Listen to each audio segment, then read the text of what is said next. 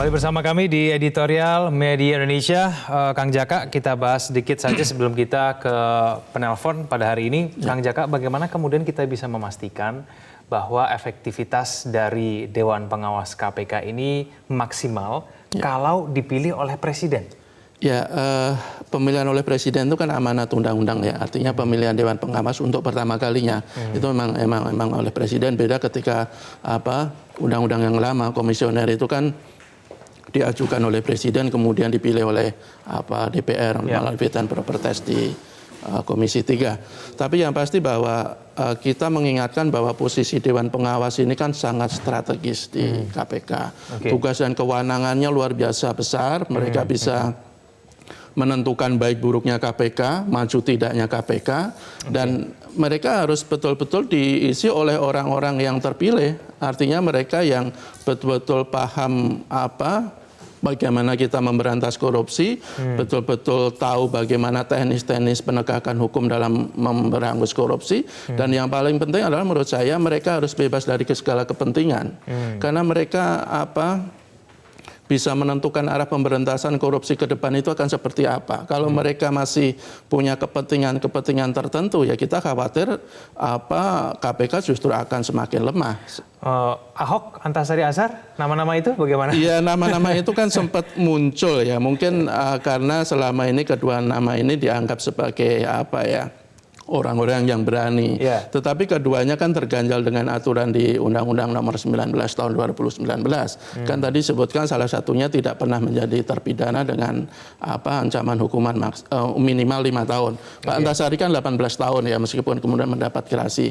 Pak Ahok juga dihukum tidak lama sebenarnya, tapi ancaman hukuman kalau tidak salah adalah minimal 5 tahun, maksimal 5 tahun ancaman hukuman untuk Pak Ahok. Meskipun vonisnya di bawah itu ya. Iya, tapi saya pikir siapapun mereka yang nanti dipilih oleh Pak Presiden adalah mereka yang betul-betul punya kredibilitas dan integritas luar biasa. Dan kalau bisa mereka yang sudah selesai dengan dirinya sendiri. Karena kalau mereka masih sibuk dengan urusan dirinya sendiri atau kelompoknya, ya KPK tidak akan memberikan hasil yang baik. Tentu tapi saja. Yang pasti posisi Dewan Pengawas KPK ini sangat strategis, Mas. Oh iya, karena salah satu ada beberapa hak dan kewenangan Dewan Pengawas.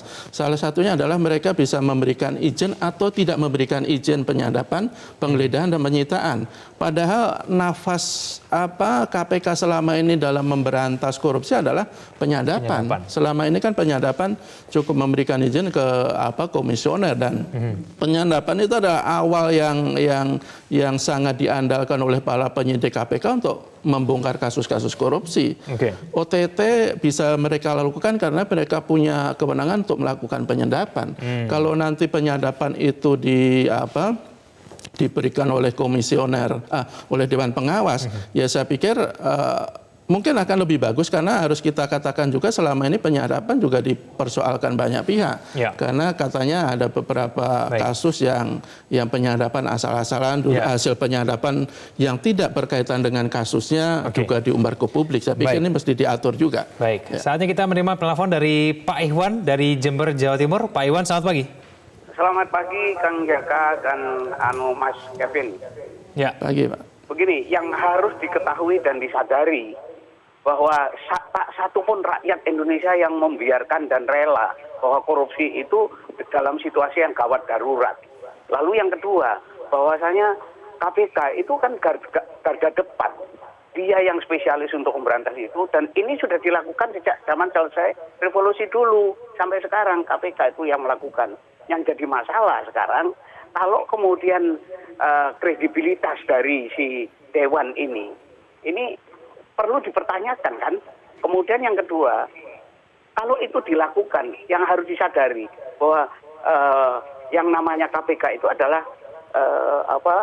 menggunakan leg spesialis, dan dia badan ad hoc yang dikeluarkan dari pemerintah. Ya, yang jadi masalah penyadapan, pengawasan yang begitu ketat secara birokratik yang dilakukan seperti itu nanti, itu justru akan melemahkan leg spesialis yang dimiliki oleh KPK. Lalu apa yang secara konstitusional dilakukan, yaitu mitra dialogis, sarana kritik, kontrol dan evaluasi terhadap KPK, itu kan dilakukan oleh DPR, khususnya Komisi 3. Nah, oleh sebab itu, kalau kemudian ini leg spesialis ini terhambat oleh kerja yang birokratik dari pengawas, apalagi penyadapan, sudah jelas bahwa koruptor itu akan berlari begitu cepat. Nah, mudah-mudahan kredibilitas dari pengawas ini tidak menyebabkan lemahnya si KPK. Nah, mudah-mudahan sebagai penutupnya, maaf ya, kalau sudah bekerja bahwa hukum positif adalah kita minimal etik, menghilangkan kemanusiaan demi kemanusiaan yang lain, mendahulukan kewajiban daripada haknya. Kalau ini dilakukan oleh KPK, apalagi yang kita lihat? Jadi crucial logic, crucial test, crucial law argumentation, sudah selesai lah pekerjaan KPK.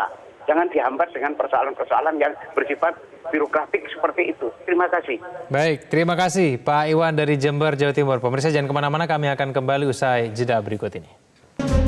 Kalau saya tangkap tadi, Mas Jaka, dari Pak Iwan tadi menganggap bahwa tampaknya mau siapapun nanti akan terpilih, sudah meragukan duluan nih. Patut dipertanyakan kredibilitasnya, karena pasti akan melemahkan KPK. Kinerjanya pasti nggak akan efektif, khususnya mengenai penyadapan. Iya, ini kan sebenarnya ya kita menerima pemerintah pemerintah dan DPR harus betul-betul mencermati suara publik seperti ini ya. Suara-suara seperti inilah yang juga disampaikan oleh ribuan mahasiswa ketika unjuk rasa besar-besaran ketika itu menolak revisi Undang-Undang KPK. Ya, mereka melihat dengan adanya Dewan Pengawas yang bisa memberikan izin atau tidak memberikan izin terhadap penyadapan, penggeledahan, penyitaan, itu bisa melemahkan kinerja KPK. Saya pikir ini sebuah kekhawatiran yang tidak bisa kita anggap angin lalu. Artinya pemerintah dalam ini presiden harus betul-betul menjawab kekhawatiran itu. Salah satunya dengan memilih anggota Dewan Pengawas yang betul-betul kredibilitasnya tinggi dan integritasnya tidak diragukan. Dengan demikian mereka bisa betul-betul menjalankan amanat Undang-Undang 19 2019 dengan sebaik-baiknya. Mereka tidak menggunakan jabatan Dewan Pengawas untuk kepentingan pribadi dan kelompok. Mereka menggunakan kewenangan dan tugas yang diberikan oleh undang-undang semata-mata hanya untuk memaksimalkan pemberantasan korupsi. Kalau selama ini KPK masih ada beberapa kelemahan, saya berharap Dewan Pengawas yang nanti akan memperbaikinya.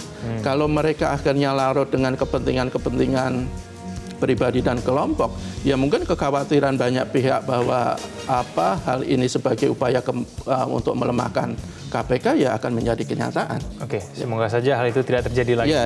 Ini tanggung jawab yang luar biasa besar yang harus dijawab oleh Pak Jokowi, karena ini pertaruhan awal apakah nanti KPK itu betul-betul menjadi lebih baik atau justru ada kekhawatiran seperti yang disampaikan tadi oleh Pak Iwan itu. Kita pantau bersama. Terima kasih Mas Jaka. Selamat pagi. Pemirsa, kita juga mengingatkan kembali bahwa kepercayaan publik belumlah pulih. Harus dipastikan bahwa sosok-sosok yang akan duduk di Dewan Pengawas KPK memiliki rekam jejak yang terpercaya secara yuridis, sosial, profesional maupun moral. Ketentuan Undang-Undang Nomor 19 Tahun 2019 pun tidak boleh ditawar-tawar. Terima kasih Anda telah menyaksikan editorial Media Indonesia. Selamat pagi.